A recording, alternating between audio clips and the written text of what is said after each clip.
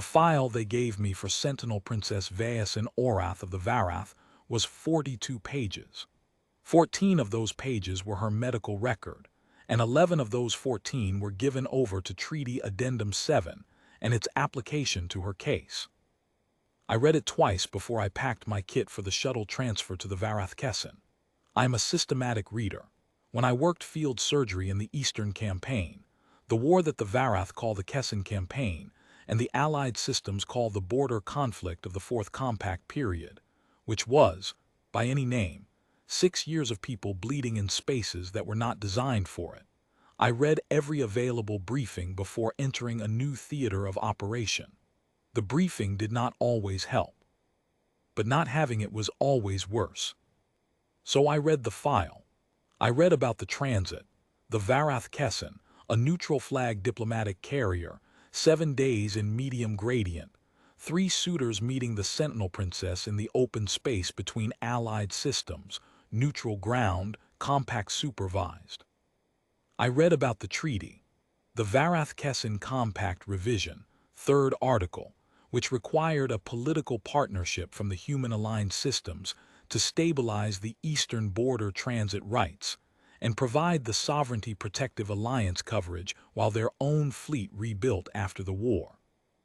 I read about Vaeus in Orath, 37 by Varath reckoning, which ran to approximately 42 in human biological comparison, warrior caste, 3rd-ranked princess of the sovereignty, decorated in the Eastern Campaign, twice commended, injured in the Kessin Ridge action and in a second engagement in Year 6. Fully recovered. Currently the only unmatched princess of her generation. Then I read about Treaty Addendum 7. Addendum 7 had been written into the compact 200 years ago. It was a medical screening standard for bioluminescent pathology in candidates for diplomatic posting. At the time of its writing, a contagious bioluminescent disease had moved through 3 Allied systems and killed several thousand people, including diplomatic staff, before it was contained. The physicians who wrote Addendum 7 had been trying to keep an acute phase contagion out of treaty proceedings. This was reasonable. The standard was reasonable for the disease it was written to address. Vaeus in Orath did not have that disease. She had battle scars. The high conversion energy weapon that struck her in the Kessin Ridge action had left permanent bioluminescent residue in the healed tissue. The scar ridges across her left arm, right shoulder, and along the left side of her jaw and neck glowed softly, a low, steady luminescence that intensified under exertion and pain, which is the normal behavior of this type of residual tissue in healed energy burns. There was no active pathology. The tissue was stable. The luminescence was permanent. And because Addendum 7's language described any bioluminescent tissue indicator in a treaty candidate as a disqualifying flag, every review process she had been through had arrived at the same result. I read the file a 3rd time on the shuttle, with the transit stars blurring past the small viewport and my kit bag wedged under the seat, and the particular quality of attention that comes to me when a situation is going to require something I have not yet decided what to call. The shuttle docked. I picked up my kit. My role was neutral party medical observer. In practice, this meant I was the 3rd physician in every room, behind the suitor's own physicians and the Varath sovereignty's attached medical staff. My job was to certify that assessments were conducted in accordance with compact standards, to document the proceedings for the treaty record, and to provide an independent opinion when the committee requested one. I had done 2 previous transit reviews of this kind. Both were unremarkable. The candidates had been in good health, the suitors' teams had found no flags, the documentation had been clean, and I had come home with a completed file and nothing more to say about it. This was not going to be that kind of transit. The Varath Kessin was 400 meters from bow to stern, gray hull, with the colored treaty standard trim that identified it as neutral flag under compact registration. The interior was built for function and not comfort, which suited me fine. I had spent enough of my professional life in functional spaces that the clinical geometry of narrow corridors and standard panel lighting and identically configured berths felt like a natural habitat. My medical bay was on deck 3. The reviewing chamber was on deck 4, with a long, transparent walled observation arc that was the ship's one concession to the idea that people conducting high-stakes negotiations might benefit from looking at something other than each other. The committee liaison prin met me at the docking collar. He was human, fauteuish, career diplomatic staff, and had the particular physical tension of a person who had been managing other people's anxiety long enough that it had become his own. He gripped my hand and said, "Dr. Bast, thank you for the transit. I need to be clear that your role is observational." I said, "I know what my role is. We need this certification to proceed without friction." "Then I hope the medicine supports that," I said. He looked at me with the expression of a man who had just identified a potential source of friction. I picked up my kit and followed him aboard. The formal transit orientation on day 1 was held in the ship's receiving corridor on deck 2, a narrow space with the flags of the treaty parties arranged in protocol order and the kind of overhead lighting that made everyone look like they had not slept. The Varath sovereignty's representatives were already assembled when I arrived. Commander Teethrin was at the front, an older man, silver at his temples, with the bearing of someone who had decided, a long time ago, what kind of presence he was going to maintain in difficult circumstances and had been maintaining it consistently since. Straight back, hands held correctly, eyes that registered everything. Vaeus Orath was behind him and slightly to the right. The warrior castes of the Varath ran tall and lean, with the physiological markers of people who had spent years working a body hard, and had arrived at the kind of condition that comes from this when the body also happens to be exceptionally well made. She was tall enough that the measuring instinct I had developed in field surgery, weight, height, center of gravity, load-bearing capacity, registered her immediately. Someone who had spent a serious number of years at this. Her skin was deep teal blue, the mid-range shade of the warrior lineages, not the darker tones of the coastal castes. Her hair was close-cropped, silver, not silver with age, but the natural silver that came in her lines when the bioluminescent residue moved fully through the system after a certain point of service. Her eyes were near white, with the faint luminescent ring at the outer iris that the file had documented, and that I could see even in the unforgiving corridor lighting. Just present, not bright, the way a healed scar shows in angled light. The scars I could see above her formal attire were on her left forearm and along the left side of her jaw and neck, raised ridges, healed energy burn texture, following the line of a close-range discharge. The same faint luminescence as her eyes. The right shoulder and upper arm were covered. I knew from the file they were there. She was holding her posture very precisely. I had seen this in field patients before, the deliberate management of chronic pain through exact positioning, keeping the affected areas in a specific alignment that made the discomfort predictable rather than ambient. It was a discipline, and it looked like one. I made a note of it on my documentation pad in the margin column that had nothing to do with the official clinical record. She caught me looking. I was cross-referencing the clinical file notation against what I was observing, which was my job, and I looked up to find her pale eyes already on mine. I held the eye contact for the appropriate half-second and returned to my documentation. She did not look away immediately. I noted this in the same margin column, because I am a systematic reader, and because some things are worth writing down even when they don't have an official field. The medical assessment was conducted in my bay on the afternoon of day 1. Her Varath medical staff sat against the far wall and observed with the silence of people who had been present at many such proceedings and had learned that silence was the appropriate contribution. She submitted to the assessment with complete precision and no engagement. She stood where I asked, extended the arm, adjusted the collar when I needed to examine the shoulder without being prompted. Her attention was on the wall across from her. This too was a discipline, directing awareness away from the experience of being examined, not out of anxiety but out of the practiced removal of herself from the process. She was present for it without being in it. I examined the tissue systematically. Luminescence readings at the left arm, the right shoulder, the scatter across the collarbone, the jaw ridge. Distribution, texture, fully healed, raised, stable. Luminescence, low-level background, no pulse under resting conditions. The steady, faint quality of end-state residual tissue in a long-healed wound.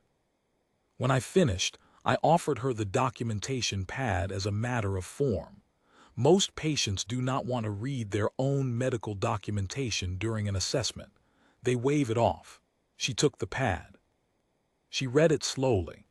I watched her face with the part of my attention that is always reading faces when it has the opportunity, because this is useful clinical information, and because it was becoming, already on day one, something else as well. She read the clinical markers, the luminescence readings, the distribution notes. She slowed at the interpretation section. She stopped at the final 2 lines. Most physicians write, Addendum 7 indicators present, she said. Most physicians are applying the wrong interpretation, I said. She looked up. Addendum 7 describes an acute phase response, I said. You're not in an acute phase, these are healed scars. That is not the interpretation the committee has been using. I know, I said, that's what I wrote. She looked at the documentation pad for another moment. Then she handed it back. I finalized the report and filed it. She left without another word, but she paused at the door, a half step, not a full stop, the slight hesitation of someone who was considering saying something and deciding not to yet. I noted it the same way I had noted the posture, in the margin, where the things that mattered were. Delegateur Ravath of the Kessin Commonwealth arrived on the morning of day 2 with an 8-person attachment. His medical observer was a young man named Veth who had been briefed specifically. He already had a copy of my day 1 report when he boarded, and he filed a preemptive Addendum 7 notation with the treaty committee within 2 hours of docking. I logged his notation and filed my log of it. This was the kind of paperwork that generated paperwork. The formal meeting began mid-morning in the reviewing chamber on Deck 4. The room was an attempt at ceremony in a functional space. The circular layout, the formal meeting table with its treaty standard seating, the long transparent wall overlooking the transit corridor. The gradient shimmer of medium transit ran in the hull like current in still water. Not the static clarity of deep space, but a flowing quality, a sense of motion held in suspension. It was, despite everything, a beautiful place to conduct a difficult process. Ravath sat across the table from Versin. His team ranged along the left wall. I stood at the observer's station against the right wall, documentation pad in hand, in the position I had been assigned, and was already beginning to understand I would need to do more than observe from. Ravath was in his mid-30s, open-faced, with the practiced pleasantness of someone who had spent years in positions where pleasantness was a required professional tool, and had not entirely lost the underlying quality that had made it natural in the first place. He asked appropriate questions about the sovereignty's eastern border interests. He asked about the war. His questions were good questions. Either he had been well briefed, or he was genuinely curious. The two are not mutually exclusive. Versin answered with precision. About the border interests she was complete. About the war she was brief, not evasive, but with the economy of someone who considers certain things their own material and does not distribute it freely. At 39 minutes, Veth leaned forward and placed the Addendum 7 citation on the table. 3 pages, treaty reference language, attached precedents. He did not look at Versin when he placed it. He looked at Ravath. Ravath looked at the document. He looked at Versin. He had the particular expression of a man who had known this was coming and had spent time with the knowledge and still found it uncomfortable. He said, "I am sorry. I want to say that directly I don't believe you constitute a pathological risk. The independent physician's report is compelling, but my political attachment requires that I proceed according to the standard as the committee has applied it. He paused. I genuinely am sorry. Verson said, "You may go, Delegateur Ravath." She said it before he finished his apology, in the precise, level tone of someone closing a completed transaction. Not contemptuous, not cold, just closed. The tone of someone who had heard a version of this sentence enough times to have made a decision about how to receive it. Ravath stood. He nodded to her with more formality than the moment required, which I took as genuine. He gathered his team. Veth looked at me at the door, searching for something I couldn't identify, and left. Prin made his notation. I made mine. The room emptied. Verson stood at the transparent wall. I stayed. I stayed because the session had technically not been formally closed, and I was still the independent observer, and this was a procedural justification that satisfied no one, including me. I stayed because she was standing at the wall with her back to the empty room, and the precise posture, and the low luminescence that I could see even from across the chamber, and leaving felt wrong in a way that had nothing to do with procedure. After 4 minutes she said, without turning, "You may go, Dr. Bast. The session is closed." I said, "I have a question, not a clinical one." She turned slightly. "Ask it."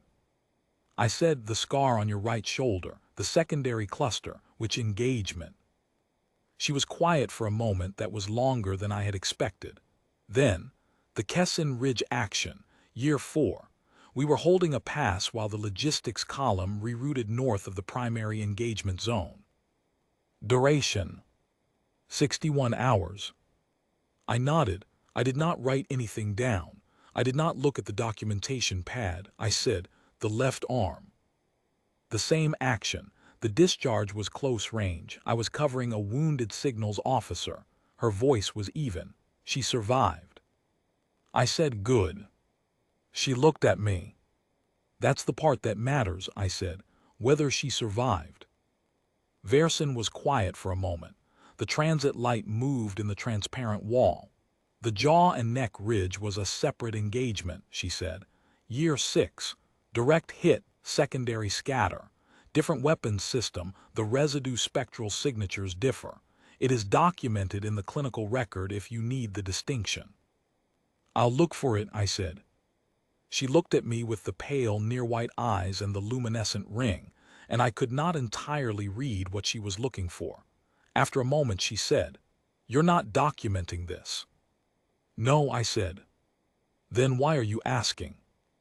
I thought about the file, the 42 pages, the 14 medical pages, the 11 pages of the wrong column. I said, "Because it should be in a record somewhere, the accurate one." She was still for a long moment. Then, "You may go, Dr. Bast." I picked up my documentation pad and crossed to the door. I was at the threshold when she said, "Thank you for asking about the signals officer." I did not turn. I said, "Of course," and meant it, and left. On day 3, between the formal committee briefings, I rewrote my medical report. The clinical data stayed unchanged: vital markers, luminescence readings, tissue distribution, stability assessment. These were fact, not interpretation, and they were accurate. What I changed was the interpretation section, which was my independent professional opinion, which I was entitled under the terms of my appointment to revise at any point before the transit concluded. I rewrote it carefully. I pulled the historical record on Addendum 7 from the compact archives.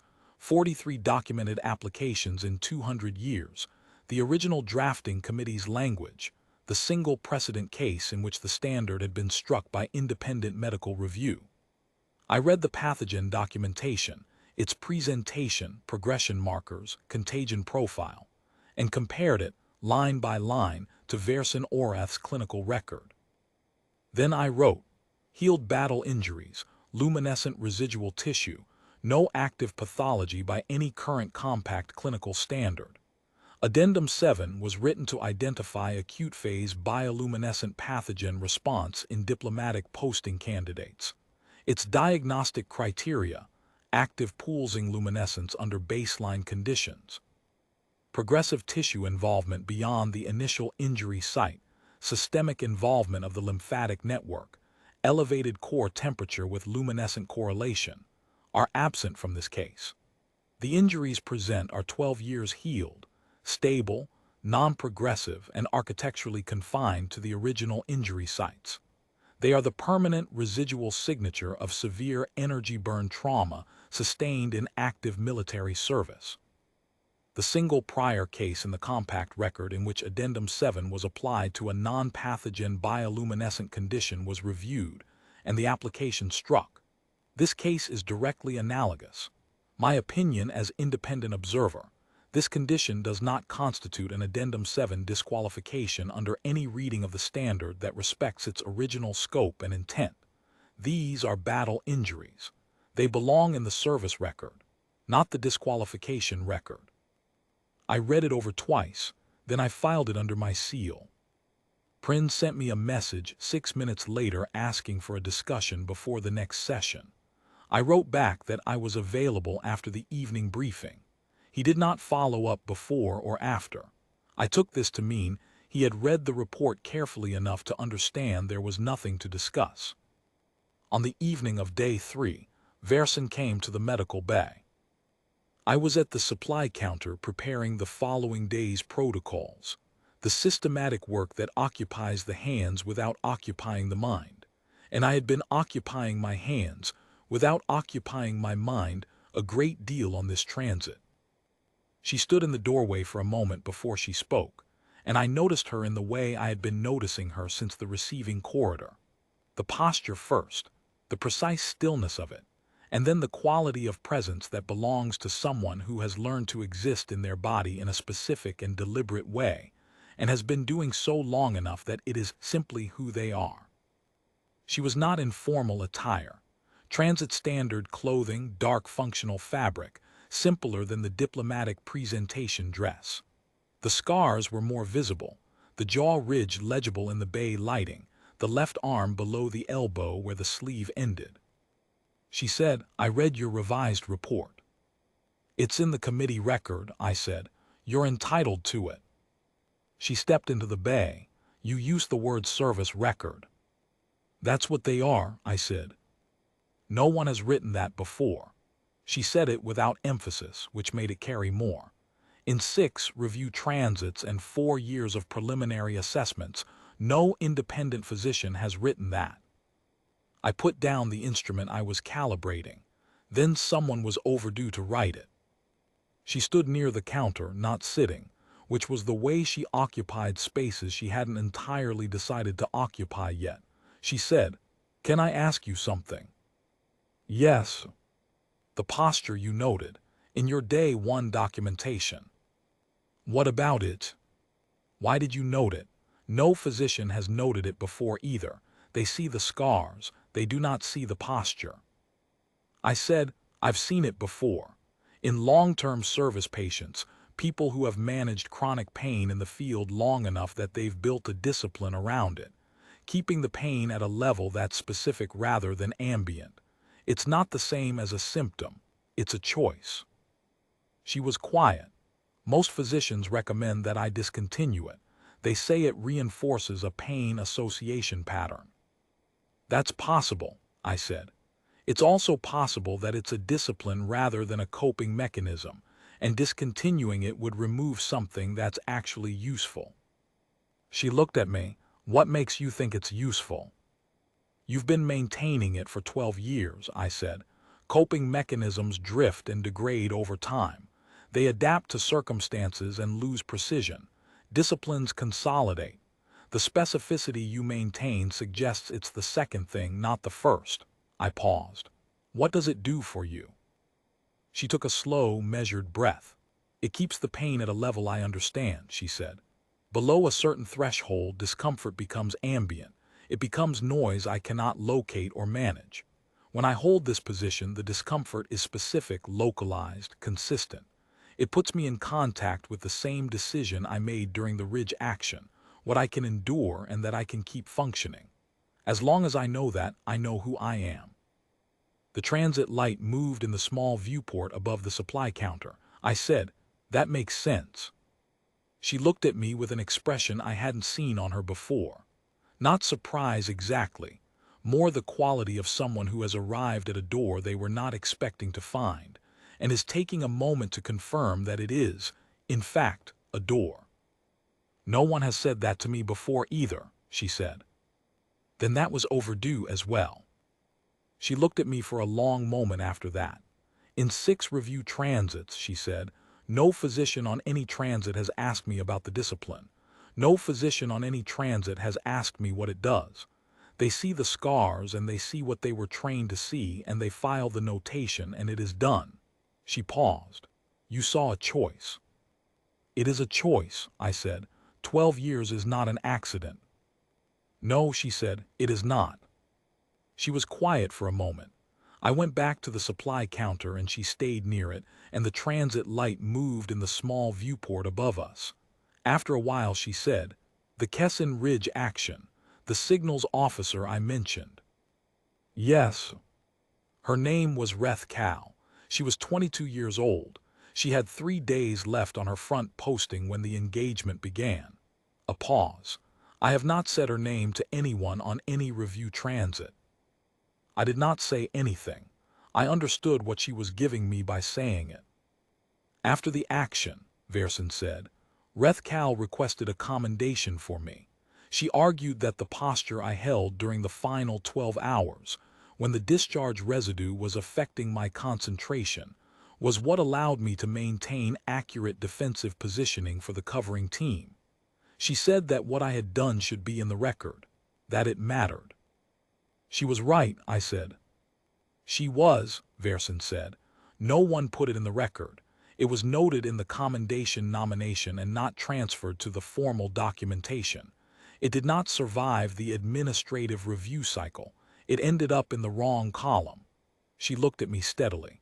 "That seems to happen frequently with certain kinds of records." "It does," I said. She stood in the bay for another 20 minutes while I completed my preparation for the following day's protocols, and neither of us required any further conversation for that to be a meaningful span of time. When she left, she walked past me close enough that the distance was a choice. I noticed it the way I noticed everything she did, in the margin column, where the record of what was actually happening lived alongside the official version. Day 4. Count Proxy Hedron of the Mir Alliance arrived with a smaller attachment, and an Addendum 7 citation pre-filed with the committee 2 hours before his formal meeting was scheduled. I was in my bay when the committee notification came through. Prin forwarded it with a note that the formal meeting had been canceled at the Suitor's request. I was in the secondary corridor outside the reviewing chamber when Verson received the courier. She read the notification, folded it along its existing crease, and returned it to the courier's hand without expression. I was approximately 4 meters away. She looked at me after the courier left. "The meeting will not take place," she said. "I know," I said. She nodded once and walked down the secondary corridor. I fell into step beside her, not at the formal protocol distance, not in front of her, just alongside, because that was where I was going and because it seemed, without any discussion of the matter, to be where I was supposed to be. She did not correct my position. We walked to the observation alcove at the end of the secondary corridor. It was not a formal space, a junction where the hull curved to accommodate the ship's structural supports, and the builders had put a transparent section there for no reason related to diplomacy and everything to do with the fact that someone had wanted to look out. There was a bench. She sat. I stood at the transparent section and looked at the transit stars. After a few minutes she said, "Why are you still on this transit, Dr. Bast?" "I have follow-up documentation to complete." "Your revised report has been filed. Your initial assessment is complete. The committee may have additional questions before the transit closes." Prin could answer any committee question. "He has your documentation." She was looking at the transparent section. "You could have requested a transfer off this ship after day 1. Prin would have been relieved to authorize it immediately." He would have, I agreed. Are you going to request it? The transit stars ran in the wall beside us. I said, no. Why? I thought about the question. I said, I don't leave documents half-written. She looked at me. The pale eyes with the luminescent ring, visible in the lower light of the alcove. For a moment there was something in her expression that was not the controlled flatness she maintained in formal circumstances, something that had to do with being seen by someone who was not performing the act of seeing. She turned back to the transparent wall. After a while she said, "You haven't asked me what I want from this transit." No. Most people ask whether I have a preference among the candidates, whether any of them have spoken to me in a way I could accept. I know what you want from this transit, I said. She looked at me. You want someone to write the right column, I said. That's all. Someone to look at the record and put it where it belongs. She was quiet for a long time. The transit stars ran. You wrote the right column, she said. Yes. That isn't the same as signing a treaty. No, I said, it's not. She turned back to the stars. I stood in the alcove with her until the corridor lights had cycled down to the ship's night setting, and then she said good night and I said good night, and we both left the space with the particular care of people who have understood something they are not yet nomming. Day 5. I presented my Addendum 7 reinterpretation to the full treaty committee in the reviewing chamber. 5 members, Prin, the 2 Varath sovereignty representatives including Tithrin, Kael'th, the Allied Systems representative whose territory bordered the Eastern Transit Corridor, and who had been watching me with the careful attention of someone deciding how much trouble I was going to be, and a compact administrator named Orlin who had been quiet in every session I had attended and was equally quiet now. I stood at the head of the table and read my interpretation into the record. I cited the historical applications of Addendum 7 across 200 years. I cited the original pathogen documentation from the standard's drafting period. I cited the prior case in which the standard had been struck. I cited the clinical record. I presented the argument in the order that made it clearest, because if you are going to say something that makes people uncomfortable, the most useful thing you can do for everyone is say it plainly enough that the discomfort cannot be attributed to ambiguity. Kael'th asked about conflicts of interest. I gave her the answer I had prepared. No personal, financial, or political relationship with any party to the treaty. Independent assessment conducted in strict accordance with compact observational standards. She pressed, "You have had multiple unscheduled informal interactions with the subject during this transit. I'm required to maintain access for follow-up consultation," I said. The interactions you're describing were follow-up consultations. This was technically accurate.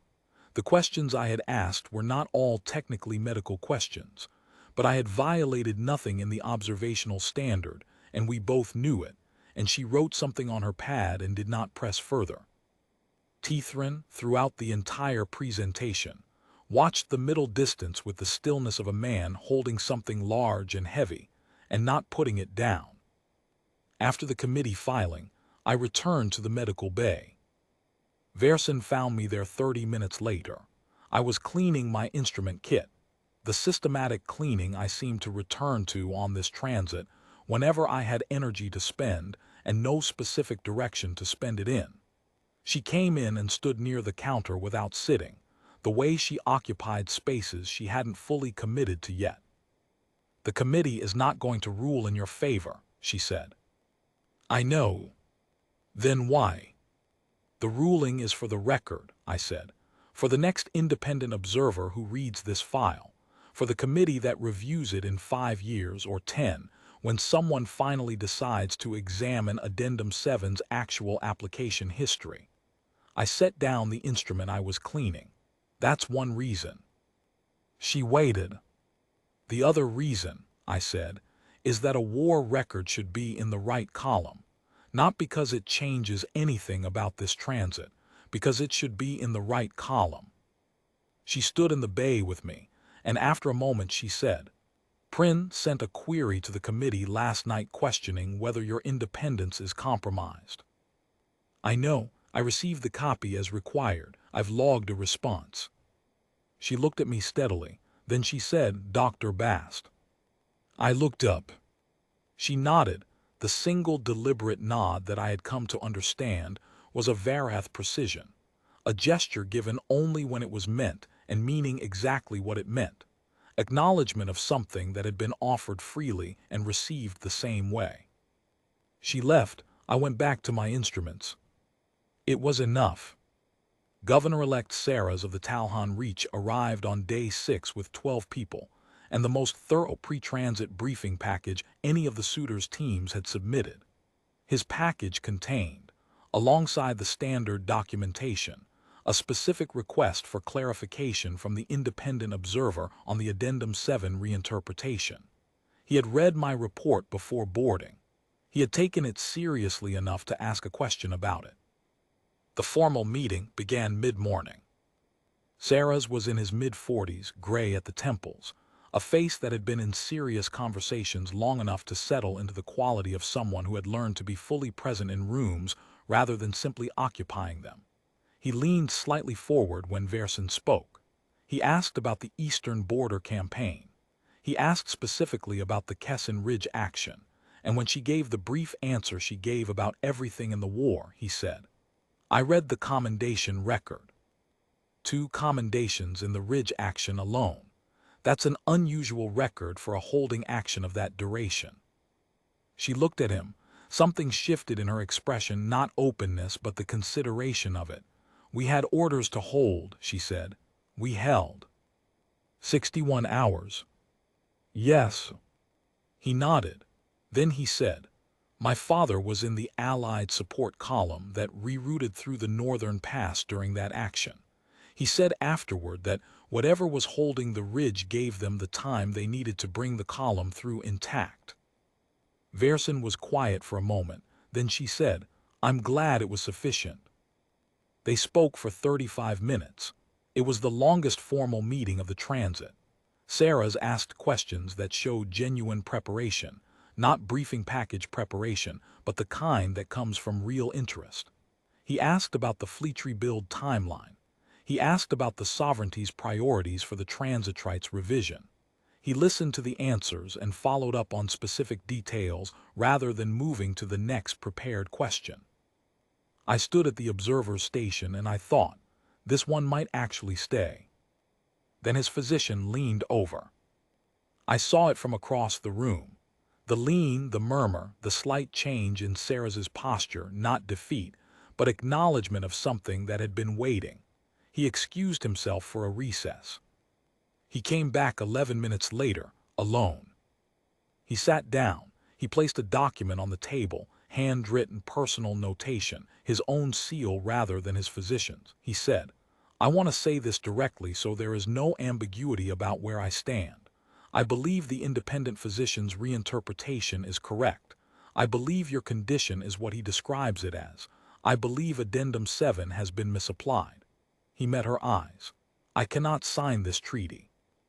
My political situation in the Talhan Reach is such that the application of the standard, regardless of its merit, will be used against me in ways I cannot manage right now."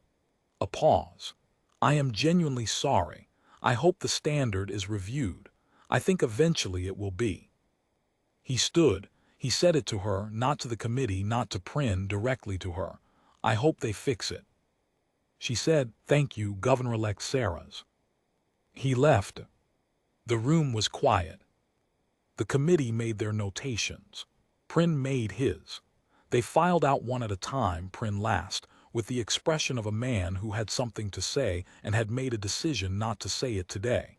I let him make that decision and did not help him unmake it. Then it was the 2 of us.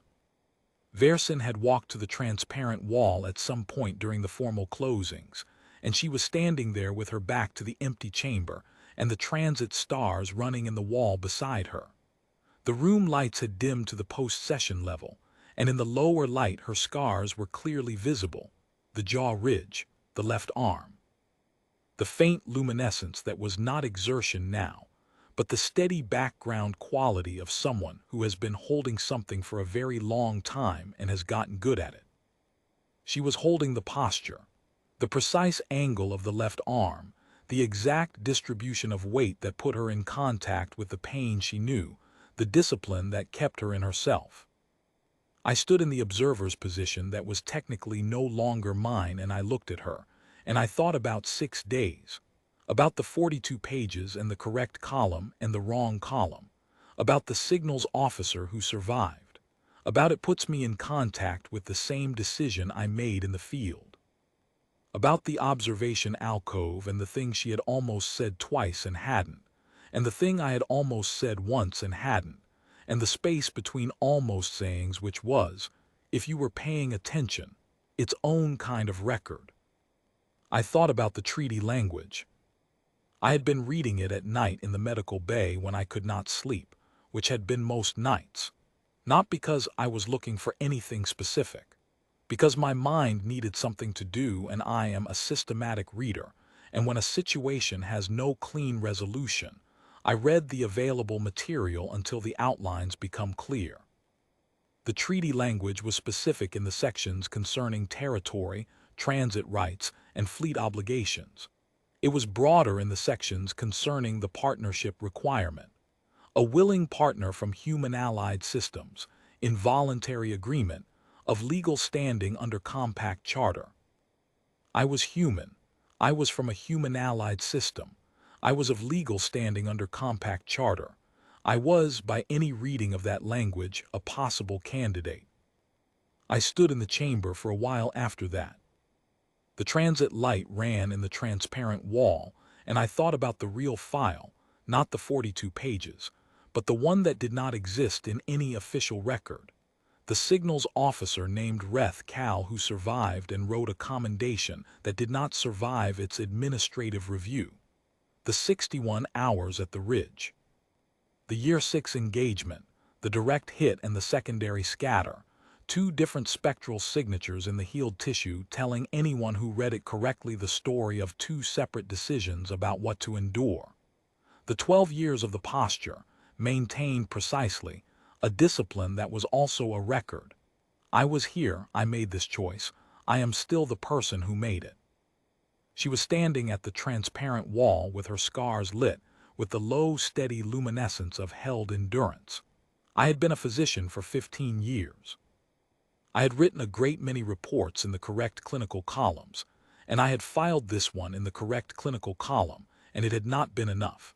And 3 men had walked out of this room in 7 days. And I was standing in the empty chamber knowing that there was one more thing I needed to read before I understood what the correct column actually required of me. I walked out of the reviewing chamber and went back to the medical bay to read the treaty one more time. I sat with it for 3 hours. The small viewport above the supply counter showed the transit gradient, the flowing, suspended quality of medium-speed passage, stars becoming something almost like motion. I had spent a great deal of time looking at that viewport over the past 6 days. It was the kind of thing you look at when you are thinking about something that you have not yet decided how to describe. I thought about my commission, the civilian contract physician designation that came with diplomatic attachment, the authorization that had placed me aboard this transit as neutral party observer. If I entered into a voluntary partnership recognized under the treaty, I could not serve as the neutral party observer simultaneously. The ethics code was unambiguous. A physician cannot hold both a clinical observational role and a personal interest role in the same proceeding. I had always agreed with this. I still agreed with it. If I signed the treaty as a partner, my commission ended. My diplomatic attachment was voided. I would leave this ship as a private individual with a treaty document bearing my name and no professional role in either the proceeding or whatever came after it. I thought about whatever came after. The Vareth home system at the end of this transit, a system I had never visited, about which I knew what was in the file. I thought about arriving there without a commission, without an assignment, without the clear channel structure of a professional role to navigate by. I had been a physician since I was 24. I had spent 6 years doing field surgery in a war that had been several things and none of them good, and I had come out of it with the steadiness of someone who has seen enough bad outcomes to understand what they can bear and what they cannot, and has stopped confusing the two. I had been doing contract medical work since then, transit to transit, case to case, a career that moves without settling and does not ask you to settle. I thought about the observation alcove. About it puts me in contact with the same decision I made in the field. About the quality of someone who has kept a discipline alive for 12 years, because losing it would mean losing the thread of who they are. About the way she had said service record not as a correction, but as a recognition. She had heard the right words for the first time and had let herself register it, quietly, in front of no one except me. I thought about what I was, what I had been doing for 15 years, what I had been doing on this transit specifically for 6 days, which was not the same thing and was more honest about what I was actually capable of. There is a kind of clarity that arrives late at night when you have read a document thoroughly enough that it stops being language and starts being a question. The question the treaty was asking me was not complicated. It was the same question the medical assessment had been asking since day one, the same question the observation alcove had been asking each evening, the same question that lived in the margin column of my documentation pad alongside all the things I had noticed that did not have an official field. The question was, what column are you in? I had spent 7 days writing the right column for someone else. It occurred to me that I was overdue to write it for myself. I picked up my documentation pad. I wrote the application, my name, my designation, my human allied system of origin, my compact charter standing, my statement of willingness. I cited the voluntary partnership clause by its treaty article and subsection number. I referenced my independent medical interpretation filed under my own seal. I signed it. I sat with it for a minute. Then I forwarded it to the committee record under the treaty clerk's receipt protocol. The timestamp showed the 3rd night hour. I put down the pad. I went asleep. The committee convened at the 1st morning hour on day 7. I had been awake since the 2nd morning hour, which was earlier than I needed to be but later than I had expected given the circumstances. I had reviewed my documentation, confirmed the filing, and then spent an hour at the small viewport thinking about nothing in particular, which is the way my mind prepares for things it has already decided. When I entered the committee chamber, they were assembled. Prin was standing beside the table rather than behind it, holding his documentation pad with both hands, with the expression of a man who had spent the night arriving at a place he did not expect. Tithrin was seated, maintaining his stillness, but with an additional quality I could not precisely name, and that I took to mean he had slept about as much as I had.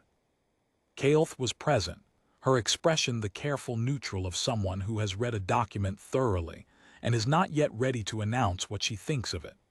Orlin, the administrator, for the first time in 7 days, was leaning slightly forward.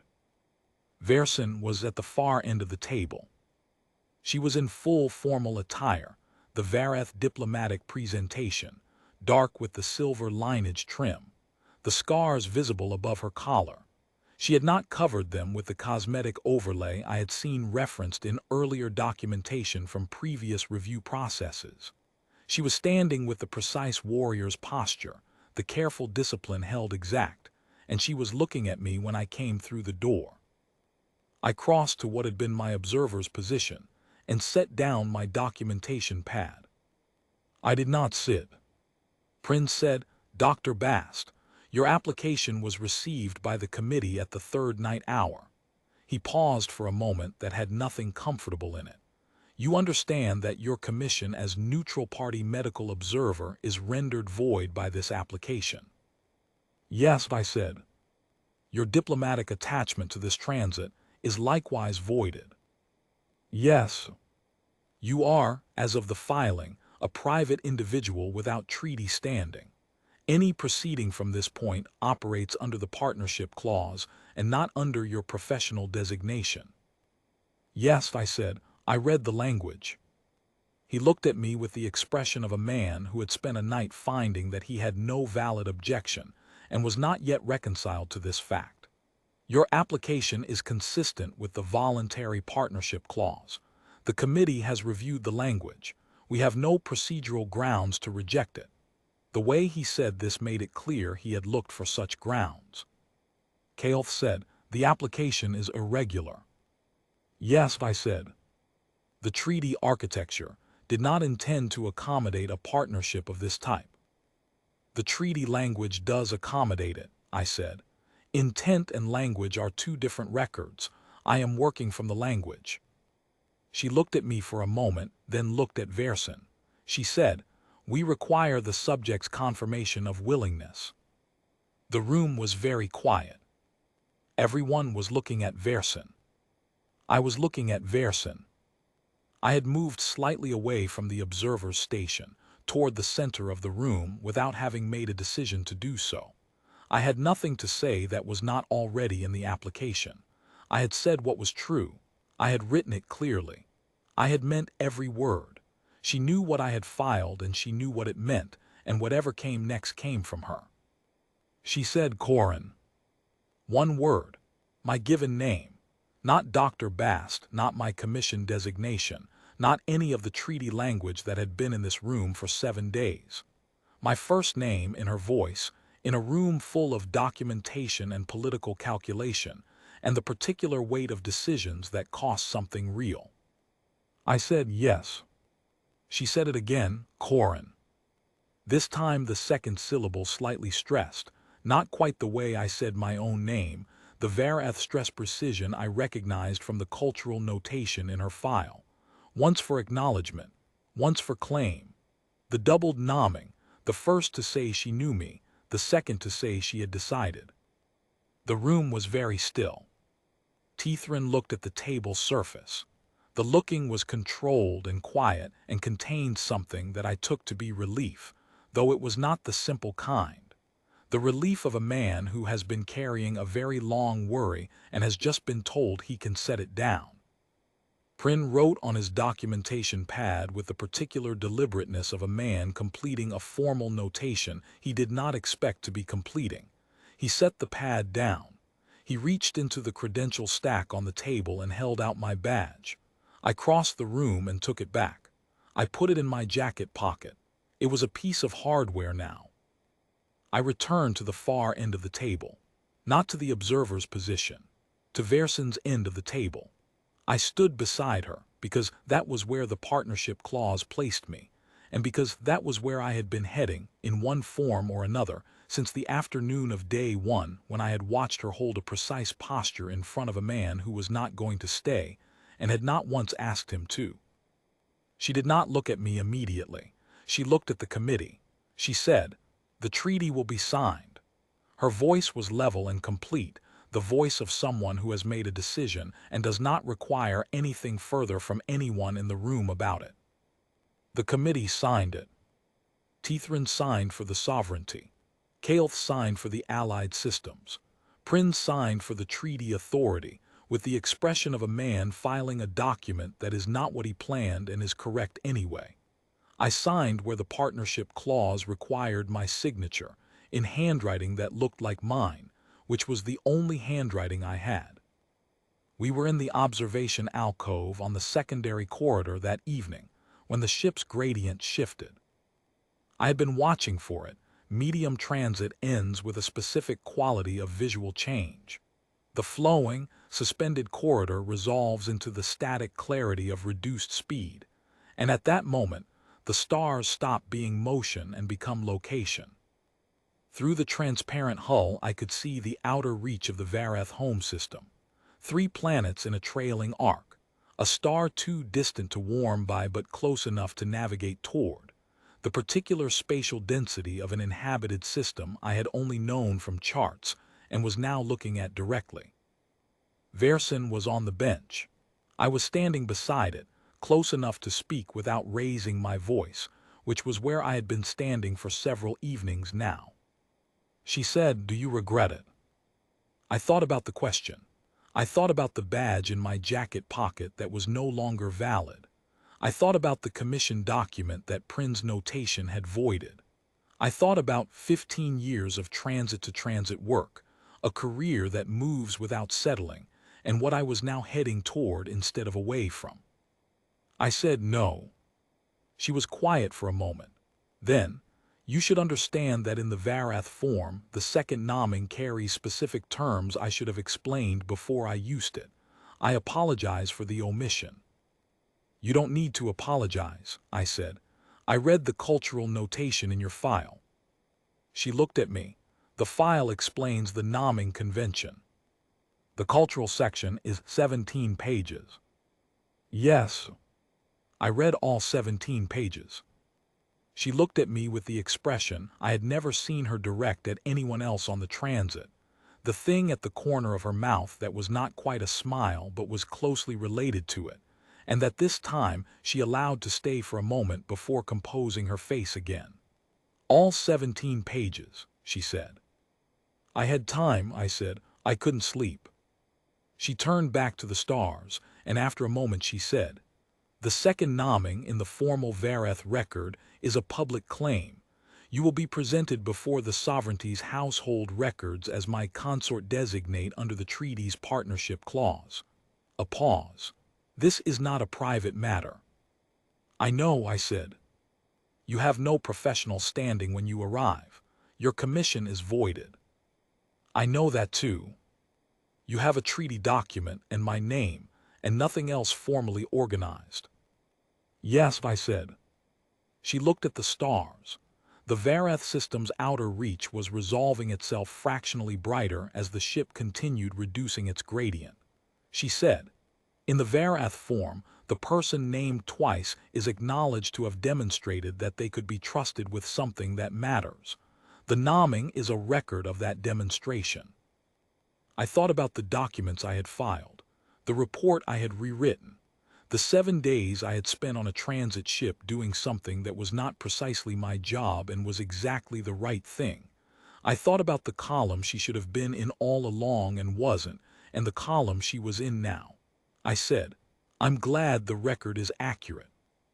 She looked at me then, fully, directly, the pale near-white eyes with the luminescent ring clear in the low light of the alcove, the scars visible at the jaw and left arm.